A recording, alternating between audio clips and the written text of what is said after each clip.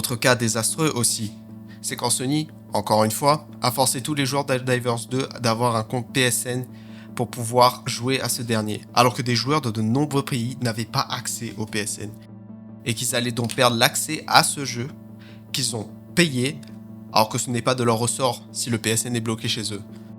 Heureusement, ça a fait suffisamment de grogne pour qu'ils rétropédalent, mais rien ne garantit qu'ils ne retenteront pas quelque chose de similaire un jour. On peut vraiment penser que c'est des cas isolés, que tu peux demander un dépannissement et le tour est joué. Alors là, loin de là. On peut mentionner Conquerax, en France, qui a perdu l'accès à ses jeux en digital à cause d'un bannissement sur le PSN, qui a pu le récupérer parce qu'il avait une audience qui a pu relayer sa plainte auprès des représentants de Sony. Mais imagine si nous, monsieur et madame tout le monde, se retrouvons dans la même situation.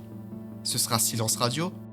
Suite à ça, depuis des années jusqu'à aujourd'hui, il se bat pour nous et informe tout le monde sur les dangers du full dématérialisé dans le jeu vidéo. Et les derniers événements lui ont donné raison de se battre. Et tout le monde en parle, des petits éditeurs qui se retrouvent complètement dépassés, se disant que le jeu vidéo en physique, justement, pour eux, c'était l'une des choses qui les faisait vivre. Ça va même jusqu'aux oreilles de très grandes compagnies. KFC, Domino's Pizza, c'est pour ne citer que. De vous à moi, ça faisait très longtemps que j'avais pas vu un tel backlash dans l'industrie. Et vous savez quoi ? C'est mérité pour leur tronche.